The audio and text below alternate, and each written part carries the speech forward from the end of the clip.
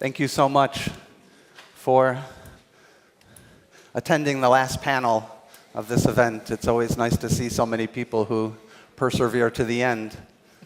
But perhaps that's also the case when donors speak at the end. People still want to listen to us and perhaps pose some questions. I have a big group of distinguished people up on the panel with me. I'm Roger Pataki from the National Endowment for Democracy, but this is Mr. David Anderson, Jerzy Pomianowski, Karla Vostorova, Mira Peterson, Balázs Jarapik, Luis Navarro, and Jeff Lovett, people that we work with every day and value their opinions and their thoughts on how we should be making decisions about what we're funding when it comes to promoting the civil society side of this Eastern Partnership initiative. I'm going to pose 3 general questions and then give my colleagues a chance to talk about them in the context of their programs.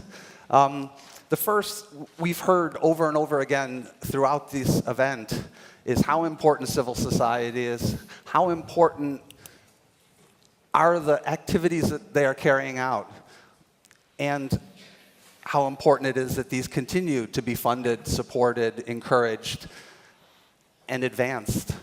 And my first general thought, and perhaps we'll hear some of the panelists address that question, is how to do that, how to continue to do that in a situation of a financial crisis, of a general decline in operating budgets for many of these countries. Under very difficult financial circumstances, we're being asked to do more. We're being asked to have it done in a creative and complex way. But the bottom line is, how do you continue to pay for all of this that's being done? And it's something that in Washington we're confronting every day.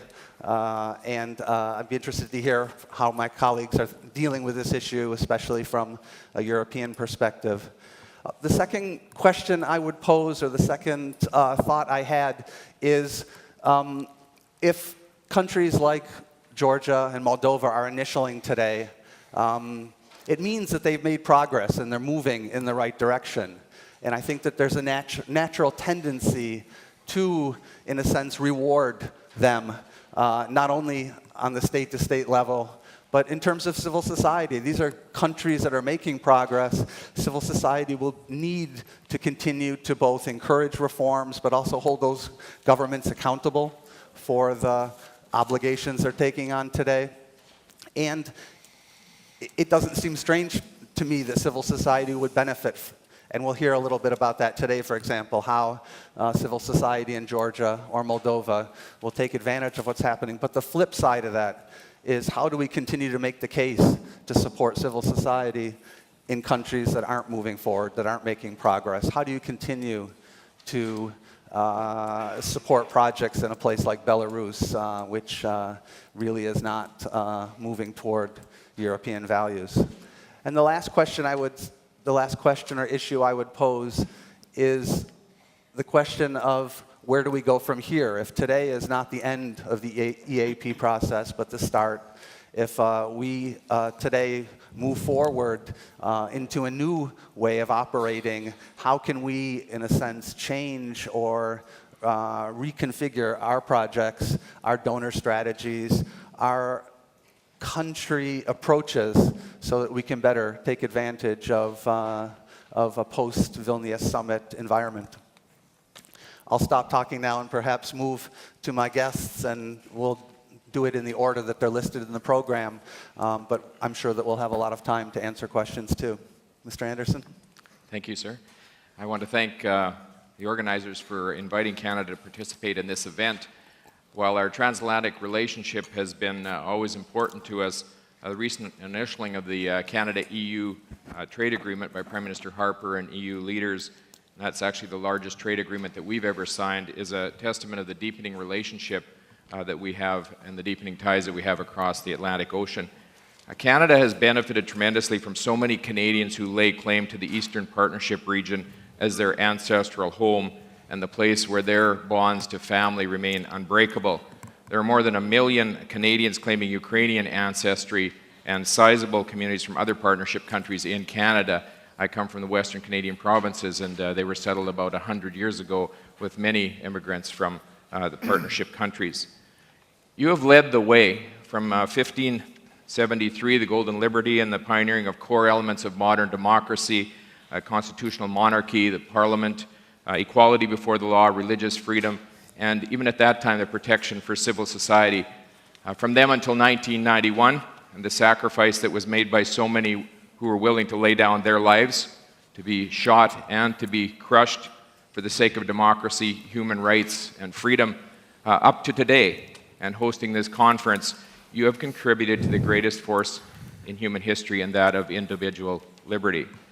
Now, Canada's foreign policy is based on many of these same principles. We've taken concrete action to promote citizen participation in decision-making and to support the essential role that civil society organizations play in building democracy. For example, in Georgia, we have helped to improve civil society capacity in combating hate speech and xenophobia. This has contributed to security and stability in many parts of the country, and we have seen a promising, peaceful, democratic transition take place over the last year. In Ukraine, Canada has helped to build the capacity of civil society organizations to hold their government accountable for fair and transparent elections, and we will be involved in the near future, and to improve citizens' awareness of key electoral issues. Canada has also supported the creation of agricultural cooperatives, which are an important democratic building block at a very local level. This panel brings us together to discuss trends that are undermining democracy and implications for external democracy support. I'd just like to address one particular trend, global trend of growing concern, and that is the growing backlash against civil society and the shrinking space in which it can operate. And we've talked about that lots over the last couple of days. But in the aftermath of a long and difficult Cold War, in which generations in the Eastern Partnership region struggled under the weight of communism, liberty is once again under assault. An increasing number of states are introducing disconcerting restrictive laws that undermine civil society's independence by restricting their access to funding. We heard about that the last session, limiting their activities and imposing unnecessary and onerous registration and reporting requirements. They reject the principles of civic participation and the belief that citizens should be able to have a say in the decisions that affect them. Owing to the nature of their work, we know that democracy and human rights organizations are often the principal targets, although social development and service provider NGOs can also be affected. In Belarus, for example, restrictive legislation has paved the way for intensified government scrutiny. In Armenia, for example, although it boasts a relatively vibrant civil society and an active NGO sector, proposed legislative changes are a cause of potential concern. It remains unclear how they will affect the country's civil society. Canada is proudly involved in a number of initiatives that recognize that governments and civil society are more effective when we work together. We currently chair the Community of Democracies Working Group on enabling and protecting civil society, a partnership between governments and civil society organization that uses diplomatic channels to advance legal protections for civil society. It seeks to discourage the implementation of laws that needlessly impede the world of civil society and the negative consequences that these laws bring, not only for democracy, but also for long-term prosperity. We also chair the Donor Steering Committee of the Lifeline Initiative, another creative partnership. Lifeline provides emergency assistance and advocacy support to human rights activists and civil society groups under threat or attack due to their work. Canada also looks to Poland as the host of the Community of Democracy as a friend, an ally, and a partner in assuring the democratic life of Eastern Partnership's region. Our governments continue to work together to discover innovative ways in which our efforts can strengthen civil society and the rule of law. So to conclude, quite simply, we believe that democracy without civil society is like a home without a roof. We also believe that while economic growth without democracy is possible, it is not durable. History is littered with authoritarian regimes who managed to achieve economic growth for a short period of time through coercion, but quickly lost that advantage because they failed to accompany economic freedom with political freedom as well. Ultimately, the countries of this region must choose a path. Some will say it's too hard to modernize an economy and integrate with liberal markets simultaneously. We believe that that's just plainly wrong. Doing both can happen quickly, and the benefits that individual families and communities will reap are beyond our imagination. Canada is committed to supporting the efforts of people in the Eastern Partnerships to choose a path anchored in the rule of law, strong democratic institutions, and a vibrant civil society. And it is this path that offers the best chance for the peoples of these countries to enjoy the economic growth and prosperity that they and that we all want to see. Thank you. Yoshi? Thank you very much. Thank you first for being invited here. Thank you also to previous panel for mentioning twice European Endowment for Democracy. That's good, although in two different contexts, and I think both of them are right. First is that European Endowment for Democracy is a new hope, it's a new way of addressing some issue. Second comment is also true, that we cannot be free from traditional donor approach. We are created by donors. We do fulfill certain paradigm, and we cannot escape from those, although we want to and we try to. So in a sense, both of those comments from previous panels are, in a sense, well-grounded. Let me say, and let me elaborate a little bit on the fact of the endowment creation. I would place this into the larger context of Eastern Partnership. If you look into Eastern Partnership from the perspective how European Union behaves, you would discover that it was really a new approach. That in this new approach, such a strong component of work with the civil society was, in a sense, a quite innovative approach. And today we see the reality as it is today, things almost taken for granted. But even 3, 4, 5 years ago, it was not that obvious, and it required a lot of work within the European structure to create a program, a political platform, an instrument that really attaches so much attention to the work with the civil society. When we are talking about donorship, especially talking from my own Polish perspective, and bringing to the floor experience of our transitions in our part of the Europe, we need always, again and again, say the very same thing. No change can be driven from outside. So no donorship, no external actor can make any change in any country, except for wars. That of course, is a change as well. But I mean positive change, the democratic change. That can only be driven from inside.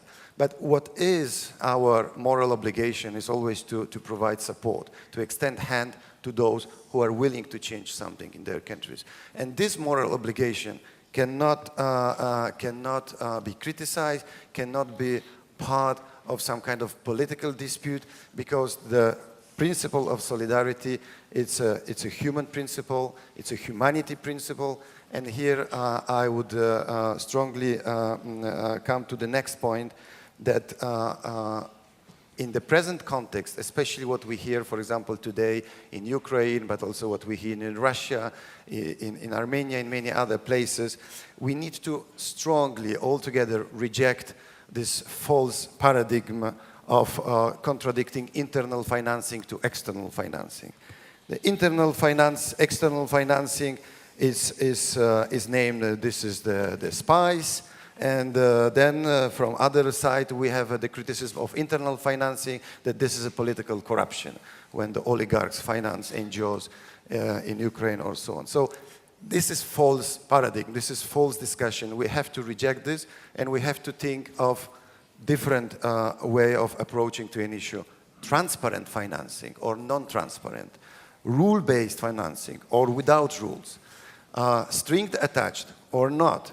Here is the real answer and the real paradigm. So if we talk about transparent, based on rules, support, that is something that definitely is positive.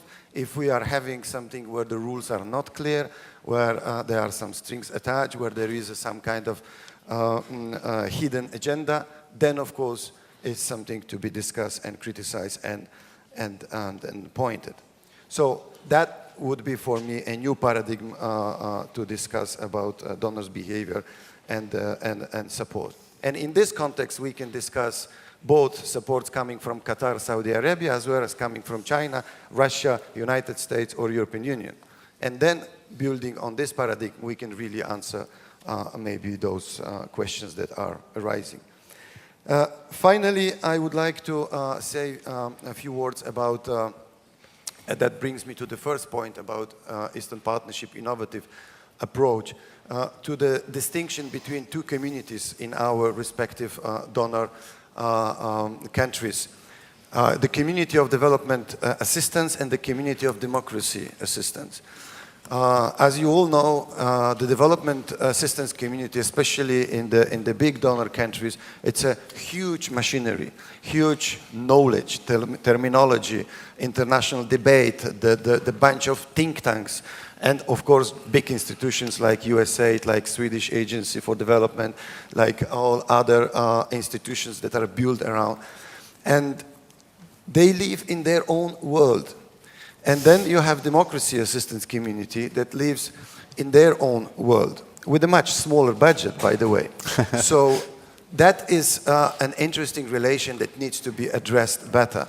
And in many of our countries, it's been addressed, and that was one of the Polish message through the OECD, DAC, and other forums to say we need to build more coherent policy between these two, because when we are helping build infrastructure, when we are helping do reforms, when we are providing loans for small and medium business, without at the same time establishing rule of law, establishing basic freedoms, helping people to understand the rules of democracy and free market, we are going nowhere.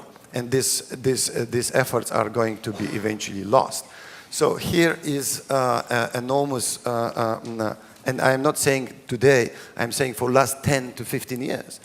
So the Eastern Partnership, as it was formed, indeed it was trying to address things in new way, saying at the same time, when we work on roads and environment protection, we should attach same attention to the civil society, to the winning people's hearts, and to making sure that they believe in the same values that we. And this value-based approach is something that we really need to bring to the floor more. And here, European Endowment for Democracy as a small gap-filling mechanism is trying to test new methodologies. We are trying really to be demand-driven. We are trying to respond to the direct application.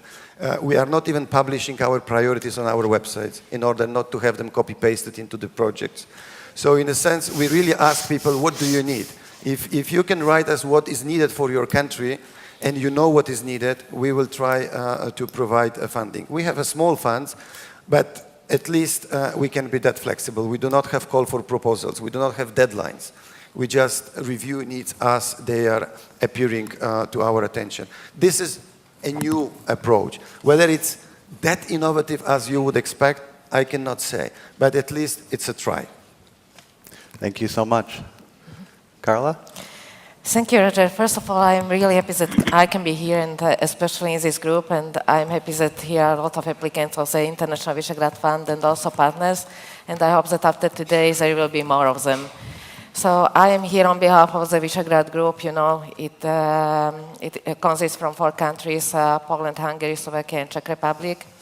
And this is the best period of the Visegrad cooperation, and it has a very strong mandate, and also thanks to the active role of Poland. Additionally, there is a very strong political willingness to continue as a support of Eastern Partnership also after Vilnius. And this should be also an inspiration for Eastern Partnership generally, but also for these countries. And we also needed 20 years to go here. So all the nations feeling successful could look for win-win relations, and not only for benefits, but also to try to have this win-win situation. We 4 countries are immediate neighbors of the Eastern Partnership region, so they will remain committed advocates to promote political association and also economic integration. But of course, the main objective and the main aim of the International Visegrad Fund and the Visegrad Group will remain the support of civil society. So we will continue in our activities, and our ongoing and future activities will be based on 3 principles, and that is coordination, communication, and cooperation with all relevant stakeholders. And after yesterday, I added the 4C principle, and that is convergency. And I would like to add also the 5th C, and that is consistency. And this should be an indicator for the EU when it comes to Eastern Partnership. To speak more concretely, I am really happy that 2 years ago there was a decision of Visegrad prime ministers to create a very clear and substantial component of our programs, the V for Eastern Partnership program. And there is a real proof that it was a very good decision because we have increasing number of provided scholarships and projects with the direct involvement of organizations, civil society organizations, NGOs, academic sphere from the region, from Eastern Partnership region. And we believe we are making impact also, I would like to mention the direct engagement of several governments, for example, of the Netherlands, Sweden, United States, Switzerland, and we have ongoing and very clear and direct negotiation with other member countries of the European Union, but also with non-EU member states, like, for example, Japan, but also with regional formations like Nordic Council of Ministers or Council of Baltic Sea States. And it is important because we would like to be aligned with these 3 C's: communication, coordination, cooperation, and to have a real coherent and efficient donor cooperation, not to create overlaps, and to have real impact and to be visible and helpful. But at the same time, the cooperation with the European Commission and European Union remains a huge challenge also for the International Visegrad Fund. So I hope that there will be a positive development in the forthcoming period. So Visegrad countries are former communist countries. We are part of Central Europe, and we have added value in different fields. We have a lot of experience, know-how, but also success stories and lessons learned. So 20 years ago, we had a huge challenge to create financially and organizationally viable NGOs, civil society organizations. And we would like to continue in it also in this very important region, which is one of the most important foreign policy priorities of the Visegrad Group. And we would like to involve them and to help them in different periods and different phases in planning, executing, communicating their campaigns, but also to how to create networking among countries. I would like to mention some pillars of the International Visegrad Fund very briefly. So we are implementing very concrete projects, and what is the added value that is a regional dimension? I heard about differentiation, but through our projects we try to involve several countries in very concrete projects, and also several Visegrad countries. So in the one hand, we try to create, or we try to help with the capacity building and networking. On the other hand, organizations from Eastern Partnership countries can learn not only from one country, but also from several countries, and to compare which are the added values in transfer of know-how, also about success stories, and also some failures. But the second pillar, what is really a very efficient one, that is a mobility program. And I am really happy that during the last 8 years we provided already 600 scholarships for students from the region.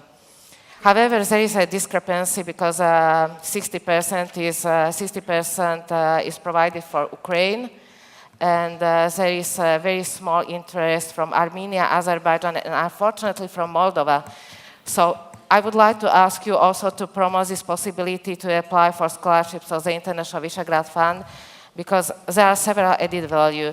There is a direct linkage between the student and the hosting university, and it mustn't go through state bodies and embassies, because in some cases, for example, in Belarus, it causes some problems, big problems. And we would like to be also very strategic, and yesterday I had very good talks with the representatives of Ukraine, Georgia, and other countries. So I hope that we will be able also to have a very efficient policy toward the areas in frozen conflict areas, and I hope that from the academic year in 2014, we will be able to host students from Transnistria. And there are very concrete plans how how to involve also students from South Ossetia and Abkhazia, and I hope that we will be able also to host these students. The second part, which is also very important, that education is crucial. Education is crucial in each country. We introduced a very effective program, the Visegrad University Study Grant. And by this instrument, concrete universities in Eastern Partnership can launch university courses and study programs related to EU issues and Visegrad issues. And we would like to work not only with capitals, but with the overall territory of these countries. So I will mention, for example, Ukraine. We have ongoing university courses in Donetsk, Odessa, Lutsk, Mykolaiv, Chernivtsi, and we would like to continue in it. And to the last point, so generally, what is the main objective of our fund? Definitely, we would like to continue in the support of civil society. That is the main objective. And also to support people-to-people contact and the mobility of young students, professors. But after Vilnius, it will be also important to work more closely with the state administration, state and public administration, and to create capacities and build capacities. So from January 2014, we would like to introduce a new program, and that is the Civil Servants Mobility Program. We would like to focus on Moldova and Georgia during the first phase. But when I mentioned the principle of 4C, convergency, we would like to involve also in this very specific program civil society organizations and NGOs during the planning, executing, and monitoring. So I hope that it will be an efficient program, but definitely in all these components, in grants, in the mobility program, in the involvement of state administration, we would like to have a very close cooperation with the civil society. Thank you so much, Carla. Mira? Thank you. Hello to everybody, and particularly the Ukrainians, Vitayu вас. I'm very happy to see the TV sendings from Euromaidan in Kiev, and also I was happy to read yesterday that there is a movement in our capitals, in Paris, in Brussels, in London, in Stockholm, to support this. I think it's a wonderful example of sort of cross-border collective voice influencing developments, so that was nice.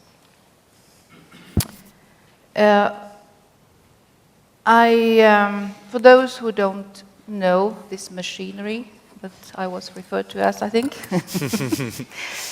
SIDA is a governmental agency that gets its allocations from via the Ministry for Foreign Affairs, and we report to the Ministry of Foreign Affairs and to our Parliament. Sweden has always given a significant portion of our development cooperation to civil society, well, at all levels, at global, national, regional, and local level. And as an answer to your question, no, we are not going down in our funding. And yes, we will continue particularly in the Eastern Partnership. Until now, we have had bilateral strategies with each of these countries, and now we will, or rather our government will shift into a regional approach to Eastern Partnership. So the 500 million or so euro that we will spend during the next 7 years will therefore benefit significantly civil society. We have 3 ways of doing it, basically. The preferred option is to contribute to the capacity building of civil society as an actor itself, based on their own priorities. And I'll come back to this. Another option is to support activities of civil society organizations on the basis of their skills and potential to contribute to achieving the objectives of Swedish cooperation strategies. And also, finally, we support the development of an enabling environment for civil society. That is the legal and institutional conditions where civil society organizations work. As I said, I've just come back to come back from Ukraine, and now I work with the Eastern Partnership and Russia. But what I'm going to say is very much influenced by the work that I did in Ukraine. Then, on the other hand, I will say that it applies just as well to the countries of Eastern Partnership. The instrument, or the instrument rather, that I'm going to talk about a little bit here, works both in democratic surroundings and in authoritarian societies. Because one of the clear messages that we really received from civil society when we asked the question in Ukraine what we should do or what we maybe should not do was that we should not, quite as often as we tend to do, decide what civil society organizations should do. Because when we do that, we put our priorities for them. We ask them to carry out the work using our administrative rules and our frameworks. We lock them in. On top of it, we multiply this burden by having different frameworks and rules for reporting, and I'm hoping that my colleagues do agree with me that we need to continue with our harmonization of frameworks and rules. We have very many of them still. This risks creating donor darlings and donor orphans, both when it comes to organizations, but also when it comes to themes and areas. This is not a good development, of course. And above all, it doesn't leave time. And this is my major point, somehow. It doesn't leave time and opportunity for civil society organizations to develop their internal democracy, their independence, and their actual performance. And I think this is key. And this is why, as I said, our preferred way of working with civil society is actually court support, institutional support. It's not a very easy instrument, I admit. It's not that we just give money without conditions, because we still require that instead of a budget, for instance, that you have a strategy that we approve, that there's a results framework that we approve, and we audit with an international audit these organizations every year. So there are very highly placed requirements, of course, on the organizations. But these are not our rules. We have formulated these rules so that these are European rules for civil society organizations, so it's kind of a Euro standard, if you want. And therefore we hope that this really helps these organizations also to connect with other organizations in Europe, because the standards are the same.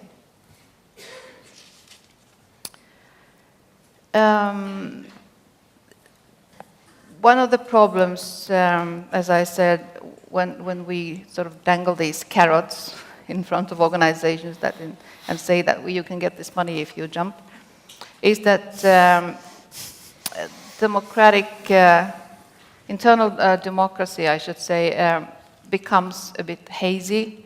And I think, as President of Lithuania said yesterday, civil society should have a powerful voice when the government acts irresponsibly. I hope I'm quoting her correctly. But if you have this powerful voice, it's always good to know what you talk about and put deeds behind your words. It's also useful, very useful, to answer the question as an organization, why should anyone listen to me? Whom do I represent, if anybody? And whom am I accountable to? I think these are very, very important questions for civil society. Also, when we have worked with civil society, we have noticed that because of various reasons, there's a very hazy line between the board and the management. This is another issue that needs to be fixed if you are to have a functional organization that is accountable and democratic internally. And to finalize, I think I can agree with many, many things that the previous panel said. I think the point that they all made collectively about the importance of context is very important. Because that's why I think we prefer this core option, a core support option. It's impossible for us to know what should be done. I think the civil society organizations themselves are the ones who know best in each of their context. But of course there are issues when it comes to also us knowing whom to support, particularly in authoritarian regimes. This is an issue to sort of see who is a gongo and who is an NGO, and also there are these new forms of sort of non-standard actors, they were called. These are very difficult issues, and I don't at all claim that I have all the answers to these. But in spite of the fact that the role that civil society plays in all these contexts might vary, like for instance in authoritarian regimes you have civil society maybe who needs to act more as a counterweight to the state, or you have to draw attention to issues that the regime avoids, like impunity was mentioned in the previous panel. I think this is, in addition to human rights issues, this is an important issue. You mobilize, you lobby, you function as a channel, but still in all this work, you still need to have behind you, or you have to be inside an organization that works, that functions, and that is democratic. So I think this is the point I want to make at this right now, and also agree with a lot of things that my colleague from the endowment said about the importance of having transparent and rule-based assistance, I've forgotten now, but I agreed with you on those points, and I think also we should maybe do what you suggested, have a little talk and see how our agendas might work better together. Thank you. Oops. Thank you. Balázs? Thank you, Roger, and it's a great pleasure to be here. It's really a distinguished panel, and just before I'm particularly happy that we are sitting under a reality check banner, because I do believe that we all, as donors, need reality check as well, and I will try to be a bit different in my approach to a reality check. First of all, Misha Minyakov has mentioned that 22 years of transition and we're still there, or it feels like we're still there, like we used to be in 22 years. Now let me ask that, and what is our responsibility in there, товарищи? Because I think, you can blame the government or Russia or others who, we might have political enemies, but, our responsibility is pretty much, we sharing the responsibility of lack of transition, of lack of transformation of these countries. It's very telling that, 22 years and actually 9 years was necessary for the EU to come up with a policy, Eastern Partnership, which was basically a response for Ukraine's Orange Revolution in 2004. When the first policy, which kind of getting the European aspiration, or naming the Europe, recognizing the European aspiration of Ukraine and the rest of the countries, and that's a reality, we like it or not. In terms of our responsibility, my second point is the accountability. We accept or expect from civil society to hold accountable the government, but who holds them accountable? That was Mirja Pettersson's point. I actually encountered in my 10 years of working for donor agency, I encounter very little accountability and transparency in the NGO partners we are supporting. And this is basically a conditionality that donors from civil society, the donors accept. In retrospective, why are we surprised that President Yanukovych named the price? You know, in a bazaar, somebody called the Belarus room, another side event yesterday, a democratic bazaar, but there's no prepayment in the bazaar, right? But NGOs are asking first, the first question is, you know, why don't you pay first? And then we do something. That is also part of the reality, and it's a very unfortunate one. And this is part of the responsibility we should share. Jerzy was talking about trust and a value-based approach. I think it's very important to recognize also that this part of the soul-searching and solution-searching of the EU, there is the European Endowment for Democracy with the very important tagline, support the unsupported. But who are you going to support in Belarus, Jerzy? Rhetorical question. We can return to that. Also very important that the Visegrad Fund is here, simply because the Visegrad Fund principle is that you must have 3 partners from Visegrad countries. There is a very strong regional approach. It's not easy, but it's putting NGOs and civil society to think about regional connection. I think we should value that. You know, we, at PACT, in my organization, we have also an approach when we're talking to civil society organizations, which we called in Russian, "Если честно." Basically, the issue is, you really want to hear what we think about what you do, or you just want the usual story. And there's very few organizations we can do the "Если честно" approach, simply because most of the organizations actually have very strong opinions, civil society organizations, but have very little facts. You know, how come that the impact of the association agreement is still a question, or the DCFTA for Ukraine and a number of other countries? Where are the think tanks who are actually promoting what exactly it's bringing? You know, very little. How come that Glaziev, Putin's advisor, questioned the first time at Yalta the DCFTA impact to Russia? To Ukraine. That was the news, not what actually it brings. These are serious questions, I believe, which unfortunately there are no good answers. The issue is that civil society is not what we pay.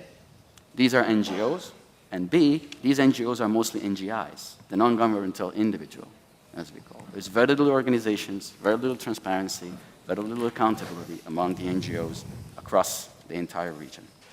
Last but not least, you know, Carla mentioned the 3C. I can actually add also 3 Cs. First is the constituency, second is the community, and third is the consistency. You know, organizations need to have clear consistencies or constituencies. But how many of them are doing consumer surveys? How many of them do actually have database, you know, of contacts? How many of them communicate with a number of people of constituencies? Very little. Raise your hands. Community. How many of them actually bringing and building communities around themselves?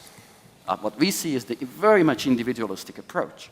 Professor Manaev is here. 70% of the Belarusians do not trust each other. Right? It's not easy, but if civil society is not giving an example, why we expect that the government will? And last, consistency. And this is the consistency is pretty much what we all lack, donors. We are simply not consistent, you know, to be also very frank. If we would be more consistent, holding accountable of our partners to certain values and standards, then we would be perhaps in a different way when it comes to civil society development. So let's be self-critical as well, because, you know, if we are basically creating the rules of these democratic bazaars, and if these rules are not kept, then, you know, the lack of consistency is also leading toward this thing. My absolute last point, you know, why the trust is an important issue. I always using, you know, one example. You know, in Slovakia, where I'm from, you go into a gas station, you fill your tank, and you go and pay. In Ukraine, you go and pay, and then you fill your tank.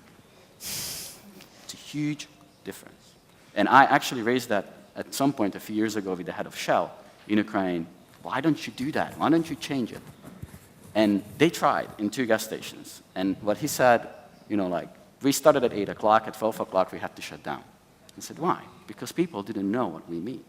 They did not get used to that. So it all goes back to one thing, and it's education. And this is what perhaps the single biggest thing, education, education, education, or uchica, uchica, uchica, is the main thing what I think donors are lacking, and this is where the main sector, where the support should go. Thank you. Thank you, Balázs. Luis? Despite the fact that Ukraine has, for all the obvious reasons, dominated the discussion here at this conference, I have to say that I feel a little bit odd coming from Georgia, which is a bit of an outlier as it relates to almost all these matters, especially those that Balázs has just mentioned. Just to give you context, NDI has been in Georgia since 1994, and during that time we've seen Georgia transition from an independent state under Gamsakhuria to a struggling state under Shevardnadze at a time when Russians were still able to dictate certain ministers and certain ministries, to the emergence of a modern state focused on infrastructure and the elimination of street corruption under Saakashvili, and now presumably as a result of two elections that have demonstrated the power of the ballot box and a transition from one-party rule to cohabitation and now to a potential opportunity for a real multi-party democracy, but in part that will depend upon the outcome of municipal elections. And this has been a problem in Georgia because since 2012 we've seen a huge shift without any votes being cast in terms of the leadership of those local governments. How has civil society been reflected in that time period? Well, civil society was active under Shevardnadze, essentially moved into the government under Saakashvili, and that did not mean that civil society and government would have one and the same, as was clearly demonstrated towards the end of the government's time in office, when you saw a collective of NGOs organize themselves in the first real broad-based advocacy campaign, This Affects You. And this Affects You coalition played, I think, a decisive role in magnifying what was the penultimate event in the 2012 elections, which was the prison scandal that ultimately drove Saakashvili from power and brought Ivanishvili in. And now we have Ivanishvili having spent a year in office, clearly much more engaged with NGOs than we have ever seen from a national government. At a minimum, even if he hadn't done anything beyond the 100-day conference into his administration, that would have marked a huge change. But now he has gone one step further in terms of relinquishing office and presumably power voluntarily. So what does all this mean? It actually both demonstrates a commitment on the part of the population to embracing and owning its own democracy and its own aspirations. I think that that's demonstrated not only in terms of what we've seen at the ballot box, but also in terms of the attitudes that we've seen reflected in our polling. The best example of this is as it relates to NATO. I would venture to say that most Georgians are not fully understanding of what are the requirements and commitments that are involved in terms of belonging to NATO. And yet, 3/4 of the population supports joining NATO, and furthermore, it is not without a sense of what the cost is. Because even though Georgia has not joined NATO, they saw that NATO was not able to come to their assistance in 2008. And despite the fact that you had 6 Georgians giving their lives in peacekeeping efforts in Afghanistan, there's been no diminution of support for NATO. And that is on top of the fact that the vast majority of Georgians have no idea when Georgia might actually join NATO. What does all of this mean? It means that as compared to other states, even in Ukraine, with all the demonstrations happening in the Maidan, the polling there has shown that people have said that they are for European integration by a margin of 44 to 33. That is a much narrower margin than you will see in Georgia, whether you're talking about in polling or in terms of electoral choices.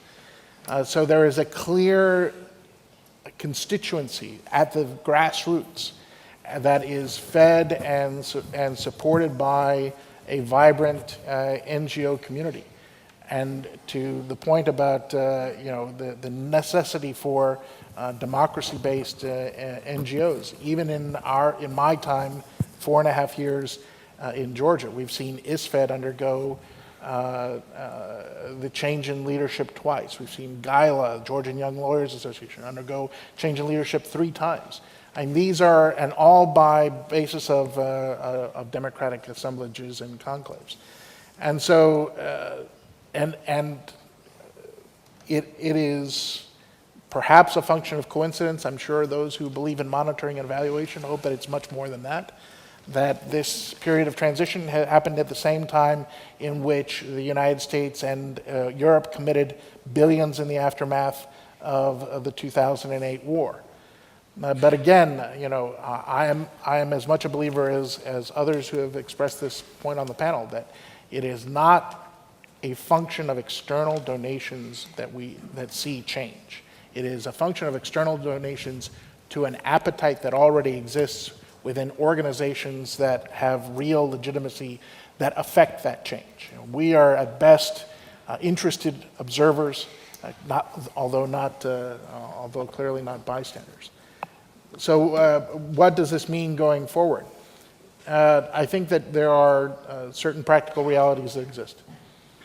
With regards to Ukraine and Armenia, while they have lost the current opportunity to move forward on Europe integration, both of them have large diasporas in Western Europe and in the United States.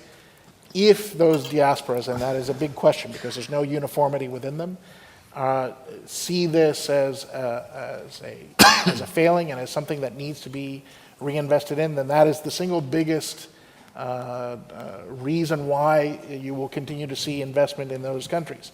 Absent that, I think, you know, the question, the issue is posed by David is essential. You know, do you reward success, or do you pull back in those places where the success has not been as easily achieved?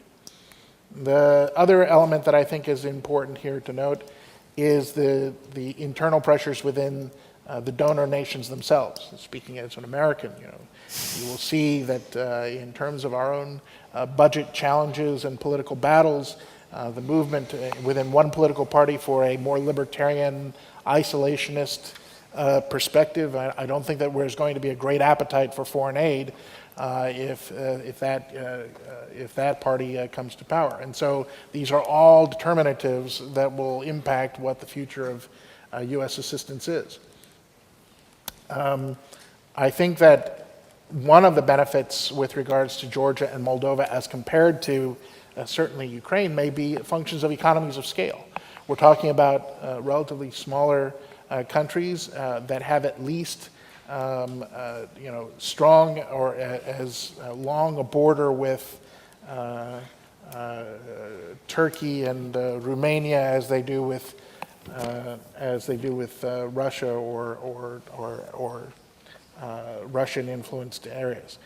And so, you know, and this is also despite the fact that both of these countries have now undergone embargoes of wine products, and both of them have frozen territorial conflicts. So economies of scale may matter in these particular instances. I think the important element going forward is threefold. Number one, how do the desires and interests of donor nations meet with those organizations that are at the forefront of change within civil society? To the point that was made by CETA is that you can only work with partners based upon their agendas. You cannot superimpose your agendas upon them. The other element to this, I think, is to what extent do we view the investment in civil society as a counterbalance, not only to what governments may do, but also to the influences upon those governments by Russia. And the third aspect of this, in my mind, is to what extent is civil society able to build upon whatever the understanding is of democracy in their respective nations. In Georgia, as compared to other places, that education still needs to take place. Ivanishvili says he is going to enter civil society, which will be very interesting to see what he chooses to do with his capacity. I mean, we're talking about someone who is worth, I believe, 40%, or his wealth reflects 40% of the GDP of the entire nation. So, how that impacts what will happen domestically, I think also will have to be taken into consideration by donors sometime in the future. So I think that the other element of this is in trying to harness knowing what people want, I think is a function of education. That education has to be informed by real methodologically sound research.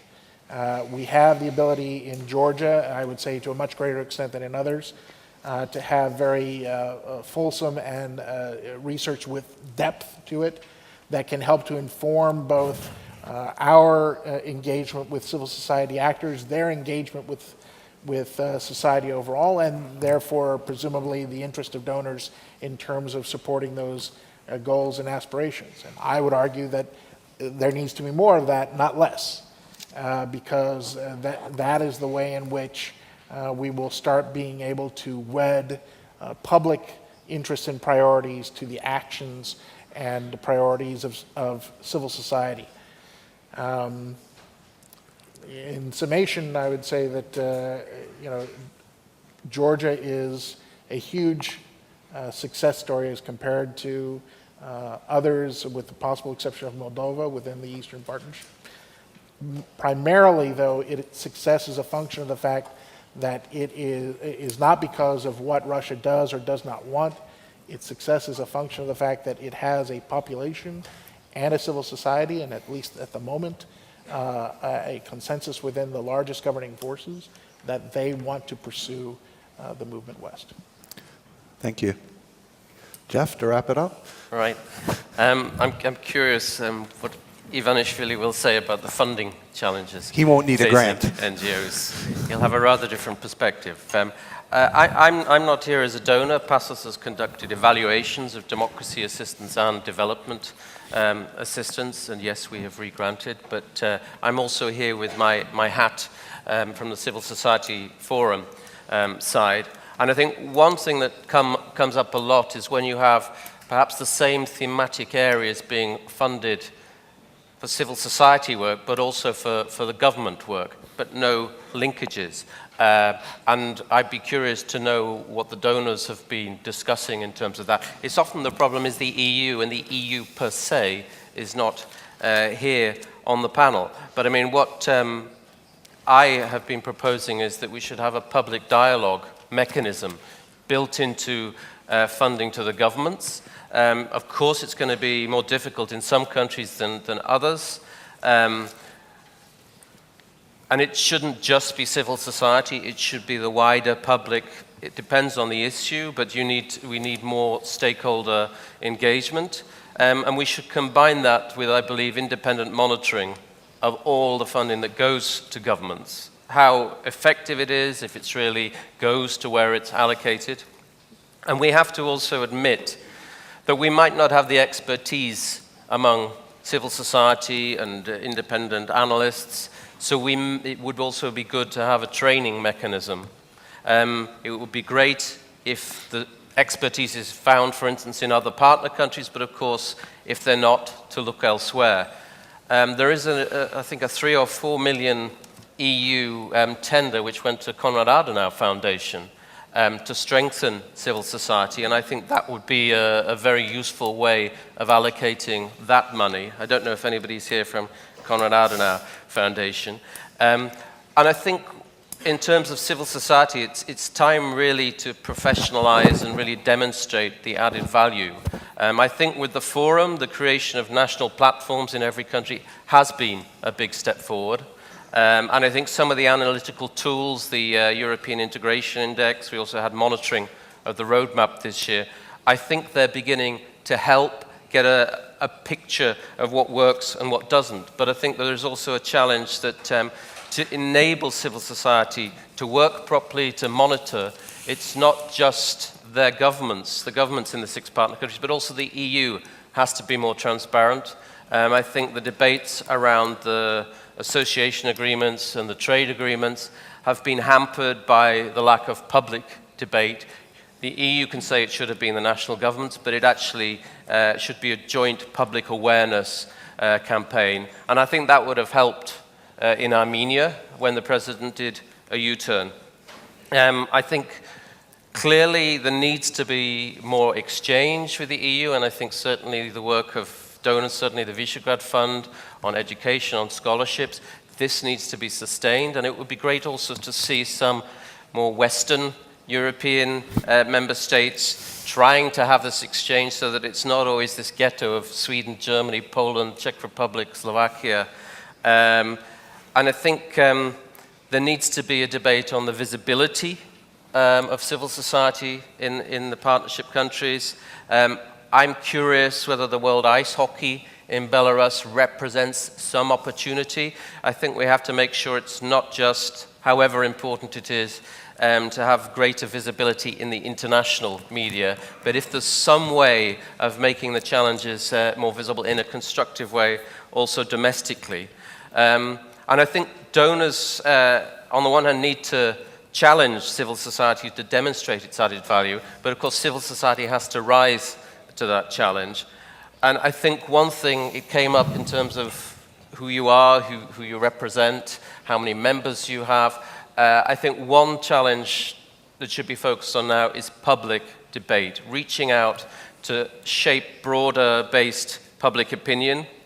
I think the Ukrainian example has been very positive in the last week or so. Perhaps on the next panel, the opposition parties might sign this association agreement as well. But would that have been possible in Armenia, that kind of engagement, public protests?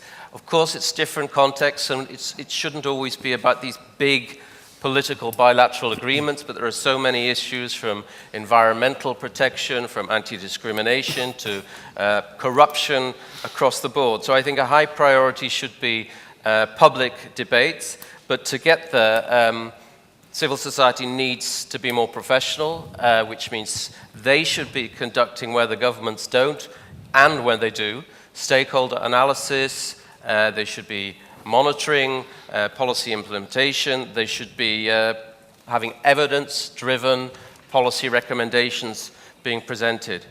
And I think also in the tough cases, not just the easy cases, they should be developing a strategy of how to engage. And where engagement is difficult, they can still work to hold governments to account. We shouldn't focus only on the bilateral agreements of the Eastern Partnership. Certainly in case of Belarus, there's nothing really to monitor. So I think combining monitoring implementation together with also holding governments to account, it may mean, yes, pushing for data. Access to actual information is often the biggest change. And I think the final point, I think, is that this perhaps is an internal point for the Civil Society Forum. There are so many intergovernmental panels in the Eastern Partnership. If there is more advance notice, there is a lot of expertise out there. I think we need to put together probably a database of that expertise. So maybe just in conclusion, I think if we're looking at some pointers, they're not necessarily changes for donors, but I think, yes, protecting the rights of civil society, but I think adapting to support the policy engagement, to holding governments to account, and building broad-based public opinion. Thanks so much, Jeff. I'm grateful to all of the panelists for reminding us of some tried and true practices that we should be doing right from the beginning of our donor work, but also at the same time some new ideas, some new approaches to these problems and challenges that we are still undergoing 20-something years after we began. I'd like to open the panel up to questions and comments from the audience. Try to get as many in as we can, please. And please also mention what group you're from. Yeah, thank you. Olena Priseka from Ukraine. And I would like to start with a thank word to SIDA and Mira Peterson, from especially from the analytical sector in Ukraine. thank you for your new approach to institutional development. This is a really huge now issue which has been discussed, and it's really new developments, and it really brings analytical sector into the new level. And I would like to continue Ukraine topic. I would like to ask all of you, those who deal with Ukraine, what would be your priorities in supporting civil society, and especially civil, non-governmental analytical think tanks in the given circumstances when the government authorities reject to sign the agreement, but the civil society is for the agreement, and civil society has already shown its strength into impact and mobilizing the people and society in Ukraine. Thank you very much.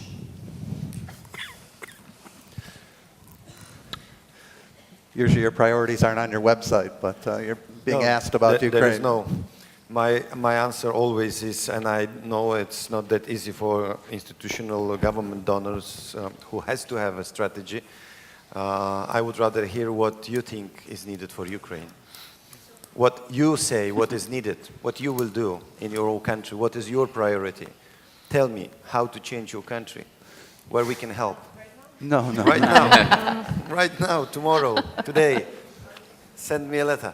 Yes. No, honestly, this is really an approach that at least the European Endowment can promote and will promote, that we are really wanting to know what the people in the country, what NGOs, what the political society, political activists thinks, how they want to change and what is now today needed. Whether today tent and the heater is needed, or maybe today printing another poster is most needed, or maybe another expertise to be written and another research to be made. What is really needed? David, you wanted to add something? Well, just quickly, from Canada's perspective, you have a very active diaspora community in Canada who are effective and involved in their lobbying of the government. Typically, we have been involved with election monitoring and working on public education around the electoral issues, and that has really been a focus of what we've been doing. Maybe another question, Arthur?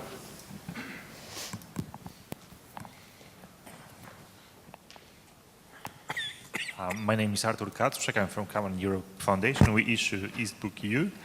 And my question is, I would like to share my observation and add some serious problem I identify.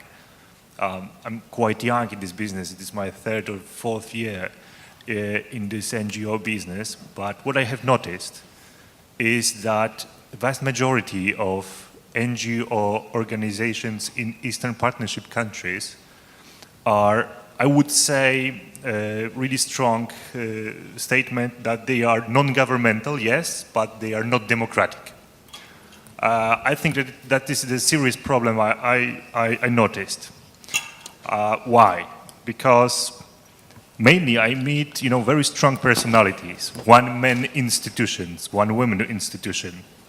They're quite skilled. They are perfect partners for donors. You are sure that they may propose sensible projects and they conduct it smoothly without administrative problems, which is, donors probably hates, administrative problems when you are reporting it. But when we can X-ray those organizations, what we can find, are they truly democratic? Are those presidents, directors, chairmen are elected bodies, not formally on the paper, but is there support under, grassroots support for them? Are we supporting, one skilled, well-organized organizations or democratic organizations? Because why I'm highlighting this problem? Because if there is no serious democracy, election, fight, competition on the serious position, there is no desire in these civil society organizations to have democracy in their states. Thank you. Thank you. I think Mira made the point that internal democracy inside of these organizations should certainly be a priority of what we're doing, and we understand that. Please.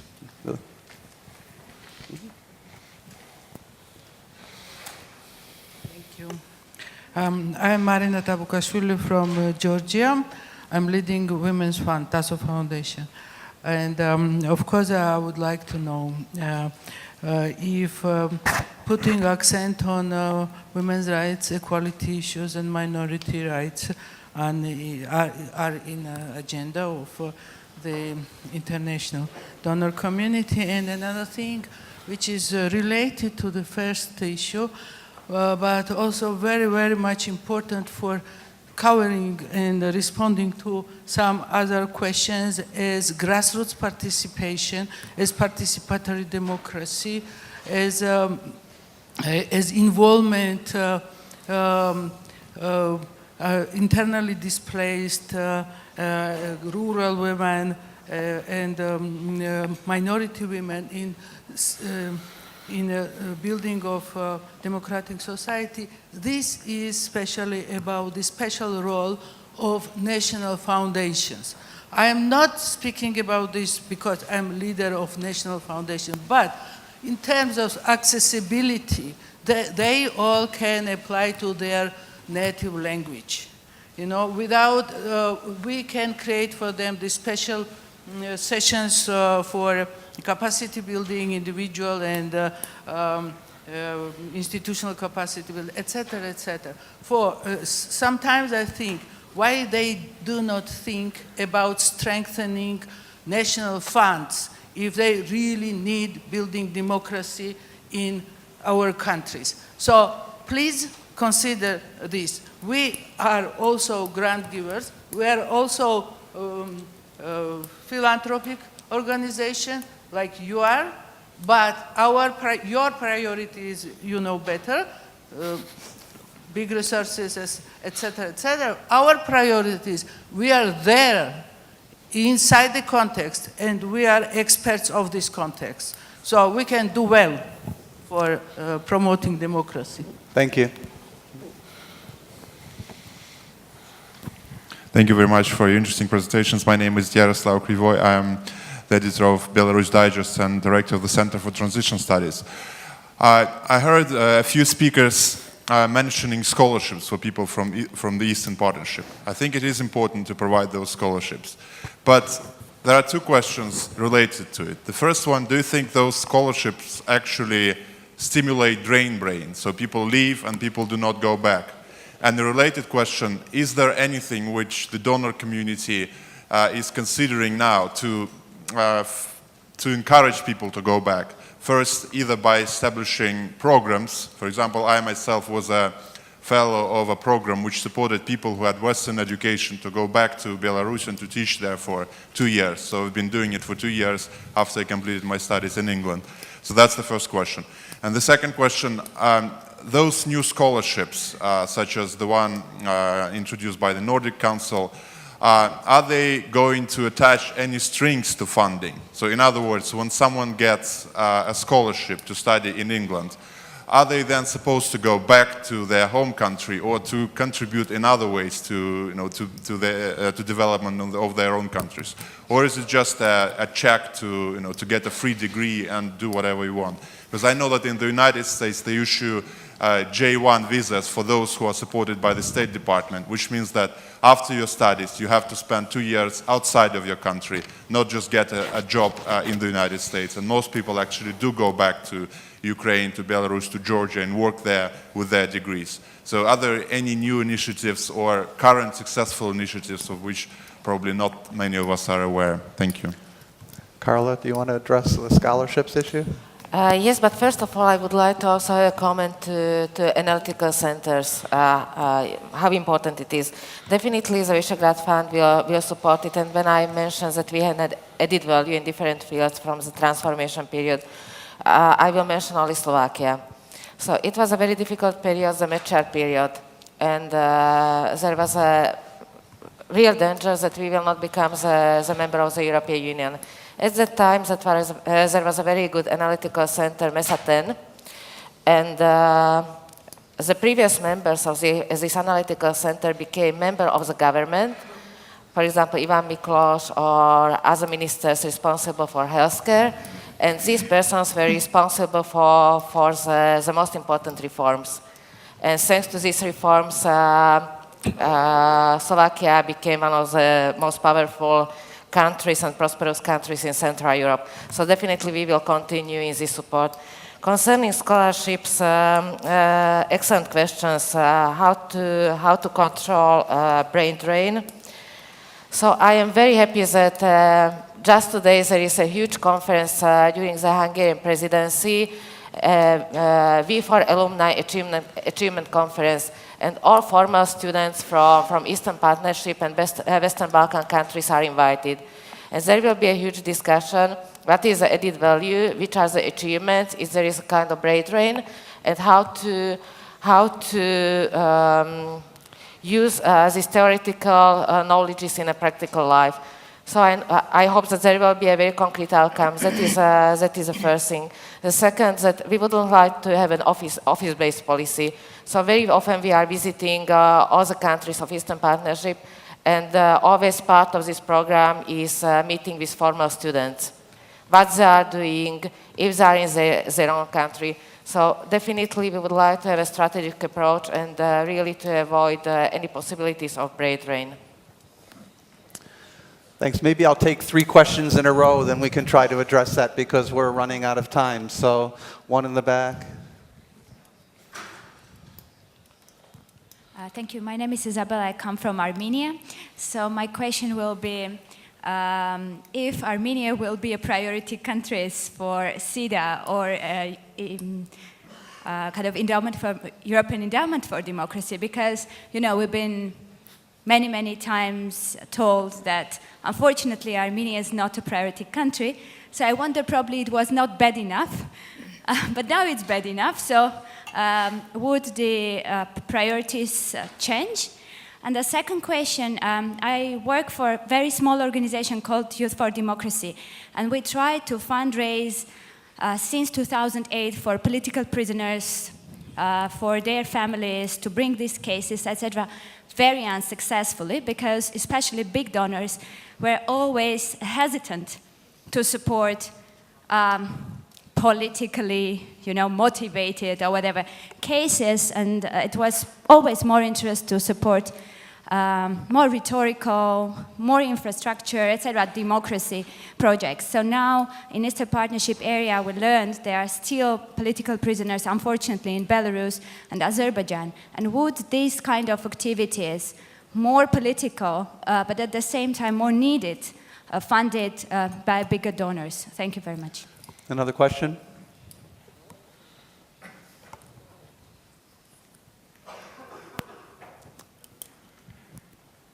Łukasz Byrski, Batory Foundation, Warsaw. I have a lot of questions. The debate was very interesting, but I will concentrate on one. I would ask Mr. Lovit to dwell more upon elections. You have said something that they are not worth to monitor. I think there's nothing to... Yes? No. Or... Okay, so, well, anyhow, I wanted to ask you about your approach towards elections. I think what has happened in Ukraine back in 2004 proved that even stolen votes can matter. What is your opinion on that? Last question behind. Hi, Thomas Oldham from Erris in London. Coming from the UK, there's a lot of talk for the last couple of years, especially on value for money. I'm really excited about EED, but I'm also quite curious as to how transparent they're going to be able to be, and how value for money could be maybe brought more into democracy support, because I think it's something that's really holding back donor countries from giving more, which they should and could be doing in democracy support. Thank you. So 3 questions, one on Armenia, one on elections, and one on EED. Elections. I'll take the elections one. Please. So I think that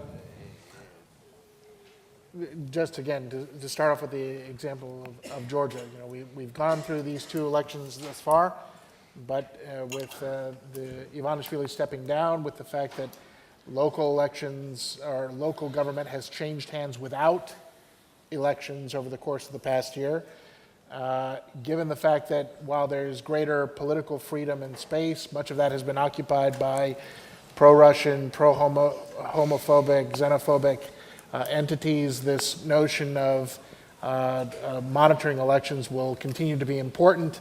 But my expectation is that there will be a shift to direct donations on elections. That's just my impression, that seems to be the trend. I think that insofar as that is concerned, I think it is important to keep in mind 3 things. Number 1, the technical capacity of organizations, especially as it affects their ability to do parallel vote tabulations. Secondly, the ability to monitor effectively in minority regions.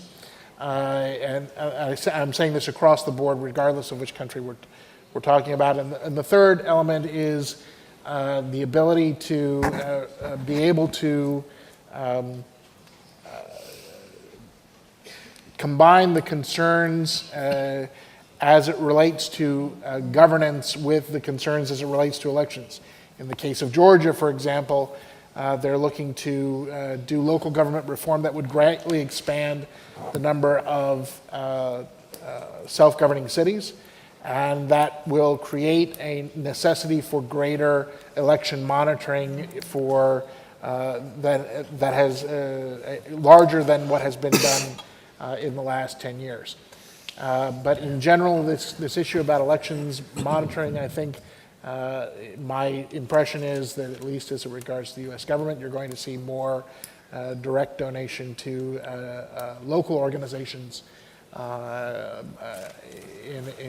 bypassing international organizations. Jeff?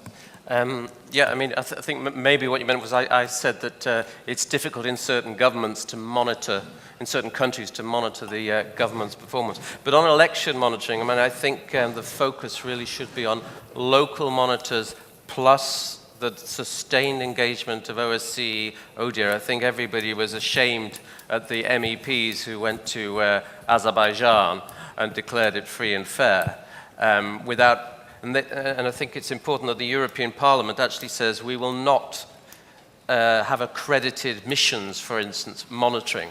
We will perhaps observe but will not comment. We will support the sustained engagement of professional election monitors, and I think it should be, as far as possible, local, but also obviously the ODIHR. And I just want to make one point on the point about democratic NGOs. It is important, but expertise is also important. And not all NGOs, like businesses, are by their nature member organizations. And there is a value. I mean, you can have, the top think tank on energy security, but it doesn't have to be a democratic organization. It should be accountable and transparent. Yeah. So I think you have to be careful when democracy is relevant and when it isn't. Mira, do you want to say something about Armenia? Yes, and a couple of other small comments also. Armenia, yes, the whole idea with the new strategy for the Eastern Partnership is to include also, to have the possibility to include also Armenia and Azerbaijan.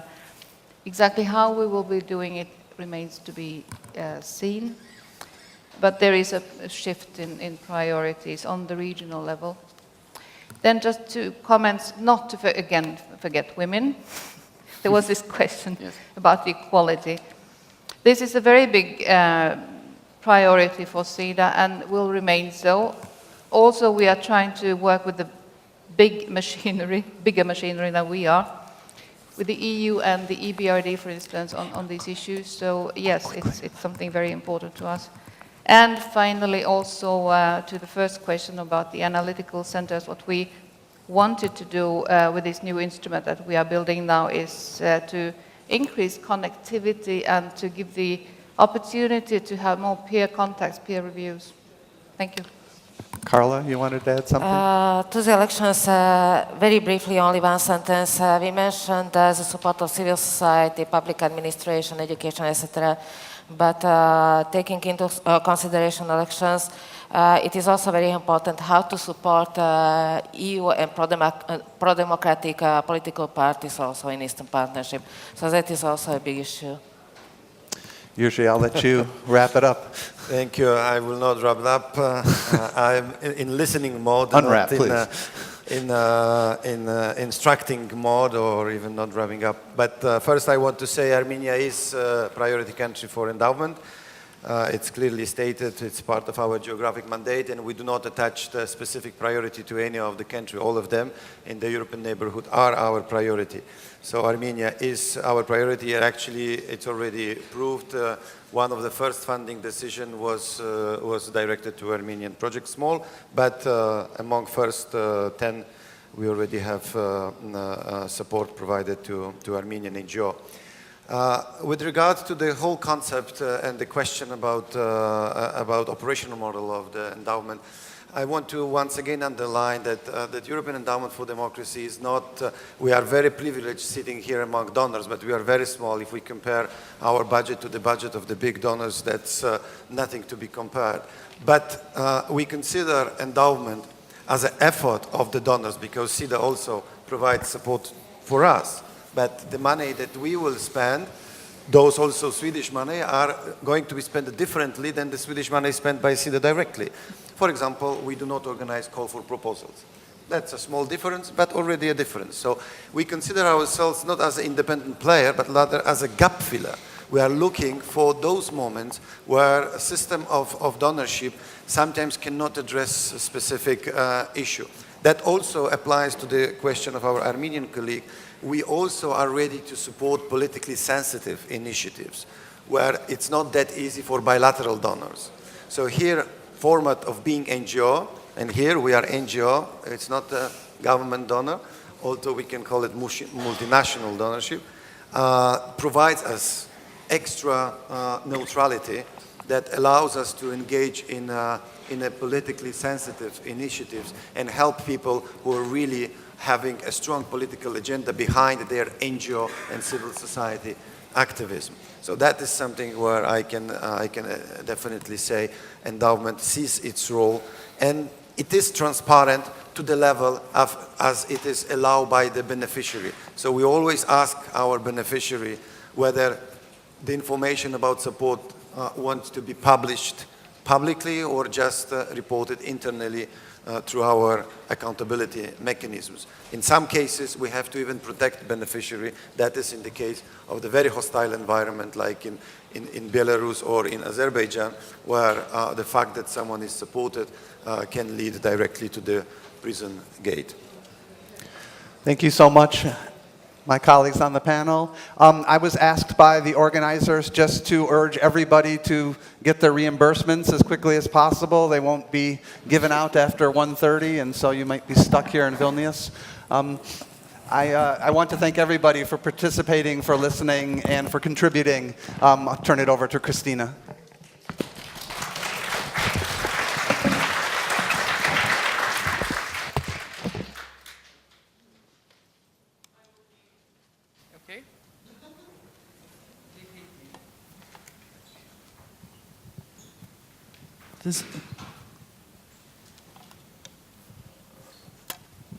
I'll be very brief. First of all, I would like to thank you all here in the hall.